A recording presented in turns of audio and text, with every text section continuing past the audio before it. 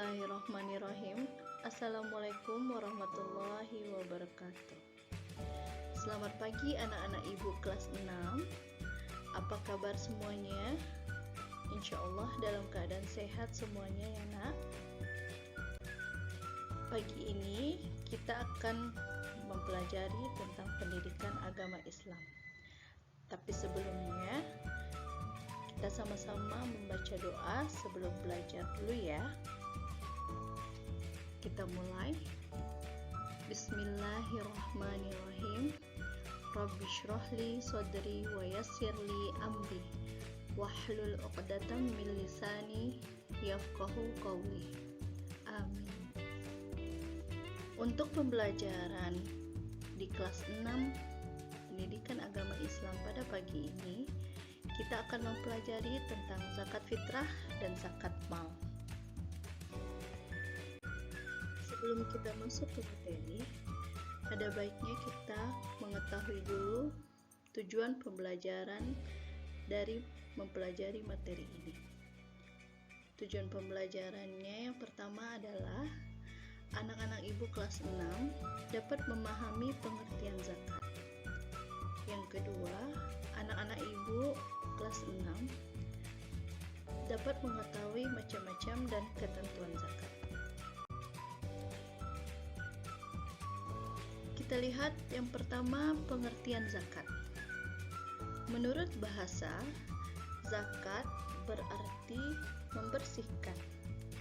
Sedangkan menurut istilah, zakat berarti mengeluarkan sebagian dari harta tertentu yang telah mencapai nisab. Kemudian, zakat bisa kita bedakan menjadi dua macam. Pertama, zakat fitrah. Yang kedua, zakat mal. Adapun dalil zakat di dalam Al-Quran telah dijelaskan oleh Allah Subhanahu wa Ta'ala di dalam surat At-Taubah ayat 103 yang berbunyi, A'udzu billahi minasyaitonir rajim.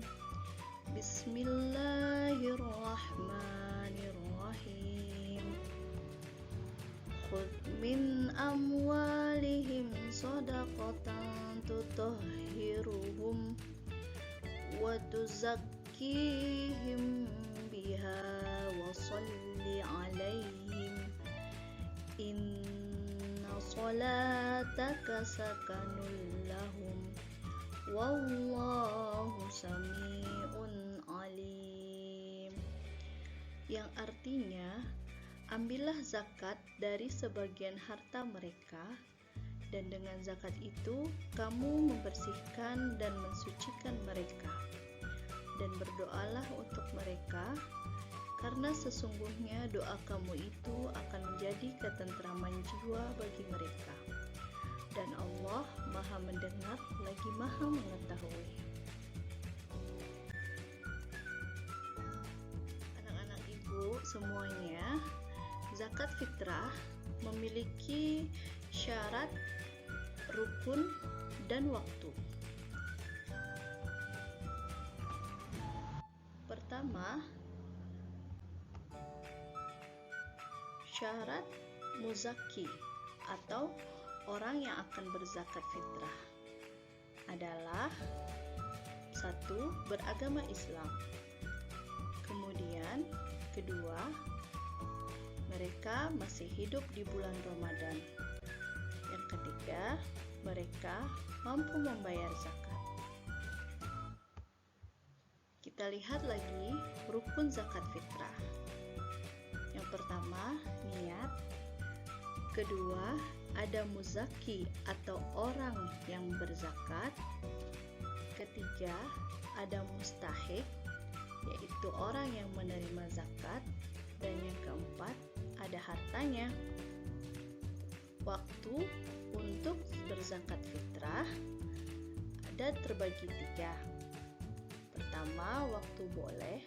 Kedua, waktu wajib. Ketiga, waktu utama. Oleh karena itu, zakat fitrah adalah mengeluarkan beras atau bahan makanan pokok lainnya sebesar 2,5 kg atau 3,5 liter tiap orang. Beras atau bahan makanan pokok yang telah terkumpul tersebut akan dibagikan oleh amil zakat, yaitu petugas pengumpul zakat, kepada orang-orang yang tidak mampu. Biasanya para amil zakat membagikan zakat fitrah menjelang Idul Fitri agar orang yang tidak mampu dapat bergembira bersama menikmati hari raya Idul Fitri. Jadi, zakat fitrah sangat menolong orang yang tidak mampu ya nak, baik mereka yang meminta maupun yang tidak meminta. Kita juga ikut menggembirakan mereka untuk bersama-sama merayakan Idul Fitri. Waktu membayar zakat fitrah boleh dilakukan mulai tanggal 1 Ramadan sampai menjelang sholat Idul Fitri.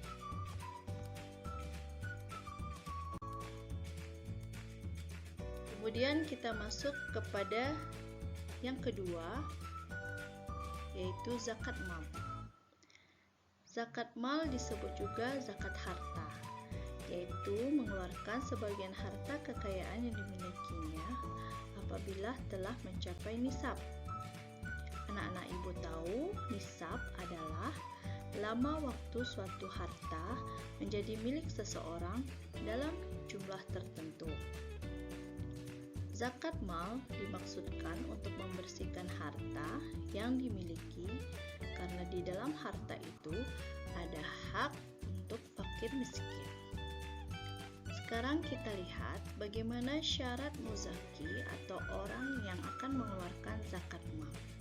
Pertama, syaratnya yaitu beragama Islam. Kedua, syaratnya yaitu merdeka. Ketiga, harta milik sempurna. Keempat, mencapai nisab. Dan yang kelima, mencapai haul. Kemudian kita lihat lagi harta-harta yang wajib dizakatkan untuk zakat mal. Pertama adalah emas atau perak. Yang kedua, harta perniagaan atau profesi. Yang ketiga, peternakan. Yang keempat, hasil pertanian. Dan yang kelima adalah barang temuan. Nah, harta-harta yang dikeluarkan pada zakat mal ini itu besarnya adalah 2,5%.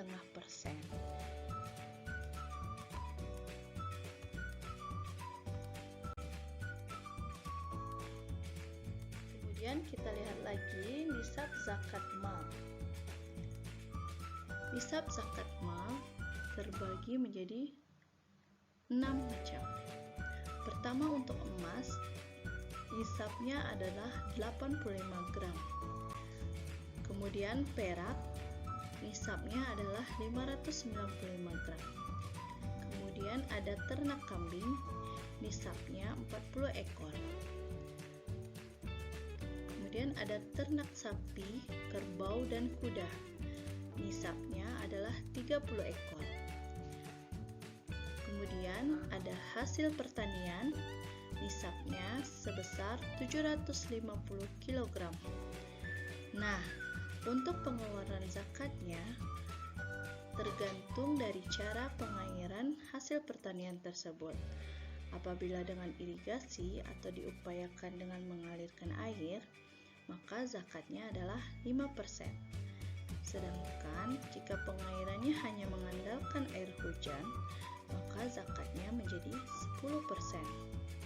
Kemudian yang terakhir, nisab zakat mal terhadap barang temuan atau rikas, yaitu dikeluarkan 20% dari nilai harga barang tanpa nisab.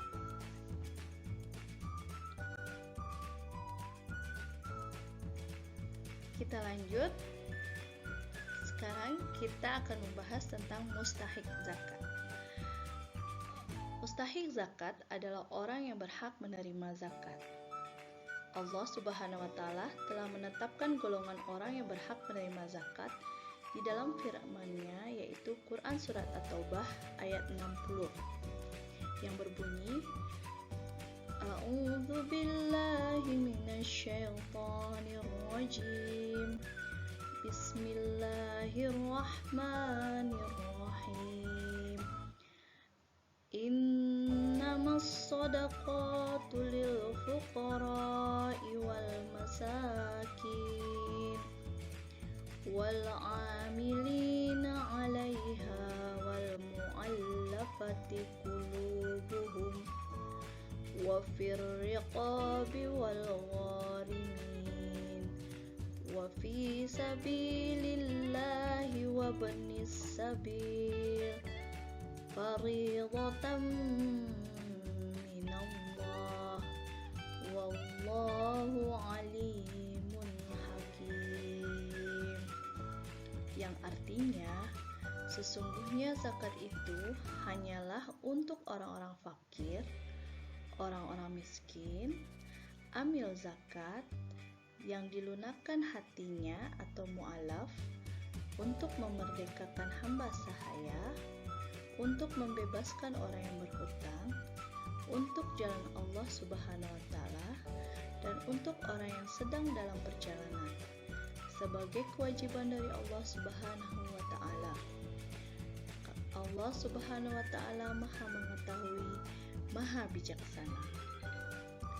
Nah, anak-anak ibu, dari ayat yang telah kita bacakan tadi, maka mustahik zakat terbagi menjadi 8 asnaf atau 8 tingkatan. Mari kita lihat penjelasan ke-8 golongan orang yang berhak menerima zakat tersebut. Pertama adalah fakir. Fakir yaitu orang yang amat sengsara hidupnya. Ia tidak mempunyai tenaga dan harta untuk memenuhi kebutuhan hidupnya.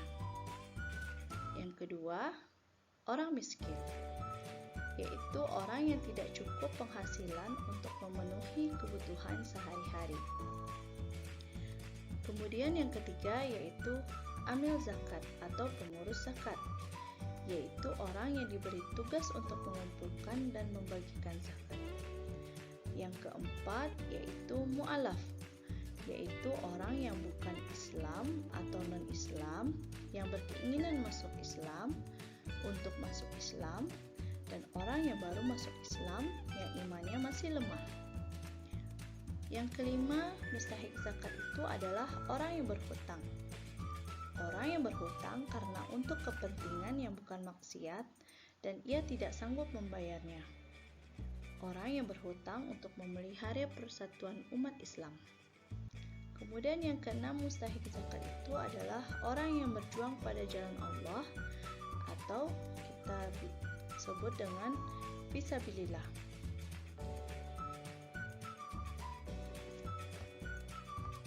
Fisabilillah juga mencakup untuk kepentingan-kepentingan umum seperti mendirikan masjid, mushola, sekolah, madrasah, rumah sakit, dan sebagainya.